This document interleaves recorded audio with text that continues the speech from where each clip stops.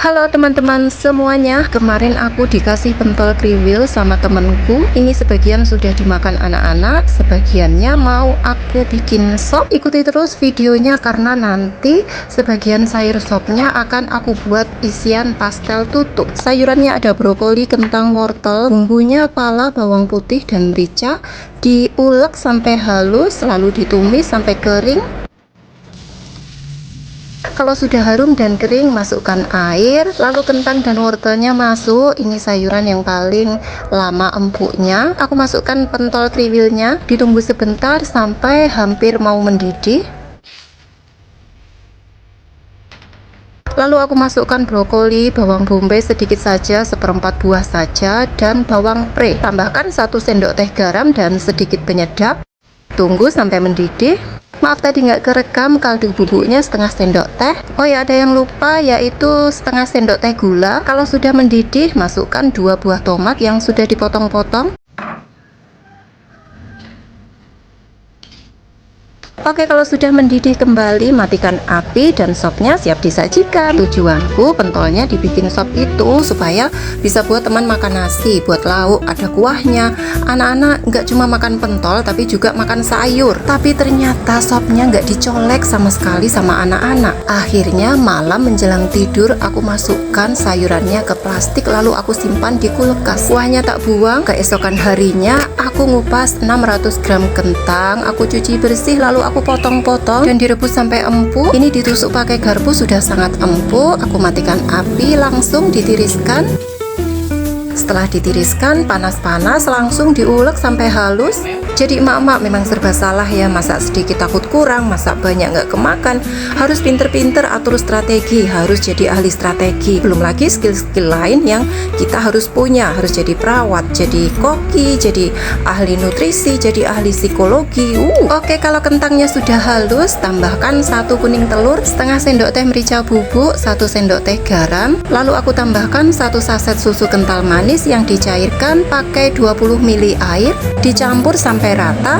Emak-emak harus jadi pesulap juga. Melihat sayur sop yang nggak kemakan, padahal masaknya pakai tenaga, waktu, biaya, daripada mubazir, pakai pikiran juga memasak itu. Daripada mubazir, saya sulap jadi pastel tutup. Aku tambahkan keju parut sedikit saja, ini palingan 20-30 gram, dicampur lagi. Ini aku sambil memanaskan oven, nanti memanggangnya aku pakai oven tangkring.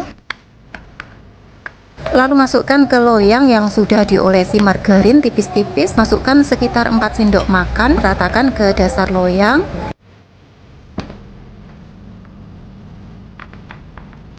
Ini sayurnya baru aku keluarkan dari kulkas dan disusun di tengahnya begini.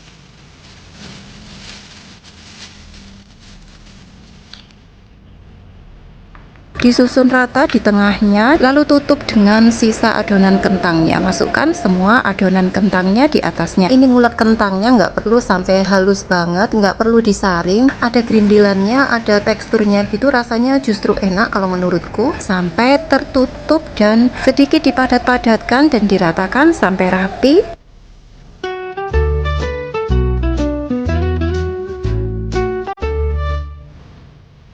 Lalu aku garit-garit pakai garpu biar cantik.